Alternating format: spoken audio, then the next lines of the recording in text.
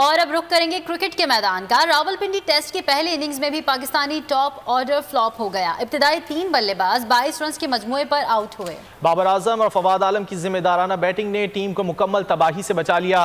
कौमी टीम आज दूसरे दिन अपनी पहली नामुकम्मल इनिंग्स का आगाज करेगी। 3 विकेटों पर 145 रन से करेगी। बारिश की वजह से पहले दिन का खेल वक्त से पहले खत्म करना पड़ा। इसी हवाले से बात करेंगे। हमारे साथ मौजूद हैं क्रिकेट एक्सपर्ट और तजियाकार सुहेब अलवी साहब। सुहेब साहब, पहले तो बहुत शुक्रिया आपके वक्त का। सुहेब साहब, हमने गुज़िश्ता रोज़ एक बार फिर देखा कि बाबर आजम और फवाद आलम ने गो के पाकिस्तानी बैटिंग लाइन को रेस्क्यू तो कर लिया, लेकिन इब्तिदाई बल्लेबाज एक बार फिर नाकाम हुए। वजह क्या समझते हैं आप? जैसे मैंने अभी बोलना शुरू किया था बिफोर यू इंटरप्टेड, वो ये था कि आबिद अली जो है जब शुरू में आया तो जाहिर बात है बॉलर्स और कोचेस उसकी टेक्निक और उसकी वीकनेसेस जानते नहीं थे। जहां उसने एक दो इनिंग्स खेली और एक लंबे 100 किए, उसके बाद कोचेस ने उसको एनालाइज किया और साफ पता चला है कि वो बैट एंड पैड के बीच में उसका गैप है। आबिद जो अपना भट्ट साहब हैं आमिर, वो उसका असल में वही T20 टेम्परामेंट है। जरा सा अटैकिंग शॉट्स, शुरू से ही अटैकिंग शॉट्स खेलना। जहां ओपनर्स जो हैं वो शुरू से अटैकिंग शॉट्स खेलते हैं, वहां पे वो रिस्क यही लेते हैं of early dismissals. So basically क्योंकि बट अभी नया आया है and he is trying to make his mark, और उसमें बस प्रॉब्लम ये भी है कि वो बहुत एग्रेसिव खेल रहा था, जिसकी वजह से उसने ऑब्वियसली अपॉर्चुनिटीज भी दी। तो पाकिस्तानी ओपनर्स के साथ ये ज़रा सी प्रॉब्लम रही है।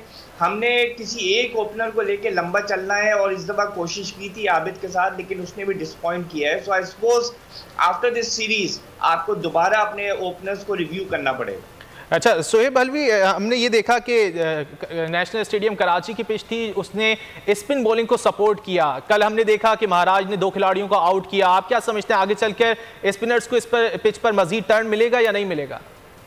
देखिए, स्पिनर्स का ही खेल होगा इस पिच के ऊपर, बिकॉज जहां आपकी बैटिंग पिच होती है, जो कि ये है, शुरू में जरा मॉइस्चर की वजह से मेरे ख्याल में 1-2 बॉलें जो हैं वो स्किड थ्रू कर गई, जिसकी वजह से स्पिनर्स महाराज ने आउट किए।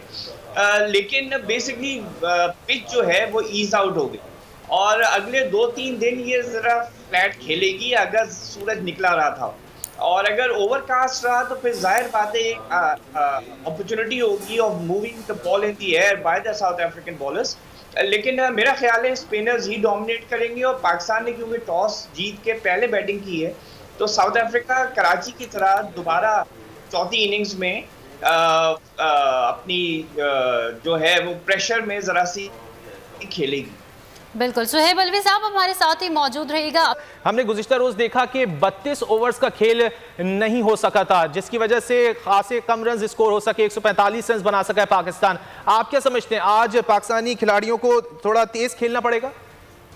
देखिए, खेलना तो पड़ेगा, लेकिन मुझे नहीं लगता खेलेंगे।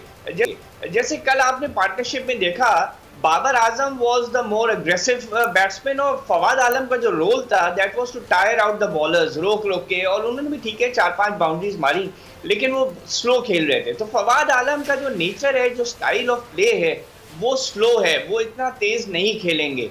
अब ये देखना पड़ेगा कि बाबर आजम के बाद जब रिजवान आते हैं, फिर फ़हीम अशरफ हैं, फिर हसन है, ये ज़रा तेज खेलने वाले बैट्समैन हैं। मेरे ख्याल में बाबर आजम का जो एक ट्रैक रिकॉर्ड रहा है कि जब वो ओवरनाइट नॉट आउट रहता है तो नेक्स्ट डे उसकी डिसमिसल्स काफ़ी हुए हैं। तो पहला आधा घंटा बाबर आजम के लिए बहुत इंपॉर्टेंट रहेगा। आई थिंक वो केयरफुली खेलेगा और इवेंचुअली पाकिस्तान विल स्कोर, लेकिन लंच के बाद मेरे ख्याल में आप एक्सेलरेशन देख सकते हैं, स्पेशली अगर फ़हीम अशरफ और हसन अली विकेट पर आएगा।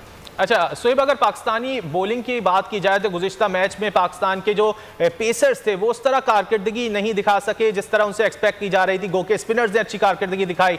आप क्या समझते हैं हसन अली और शाहीन शाह आफरीदी इस मैच में उन्हें किस तरह की बॉलिंग करनी होगी, या पिच मददगार साबित होगी उनको?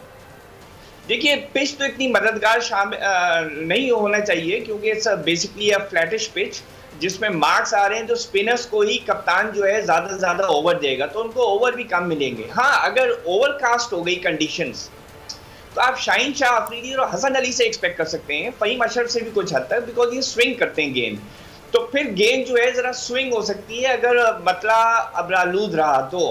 Otherwise I don't see anything happening with the pacers, और ओवर्स भी उनको कम मिलेंगे, बिकॉज बाबर जो है, जाहिर बात है, जो कराची टेस्ट भी स्पिनर्स ने जिताया था आपको, तो बाबर भी स्पिनर्स को ही ज्यादा ओवर कराएगा। सही सही, बहुत शुक्रिया शोएब साहब आपके वक्त का।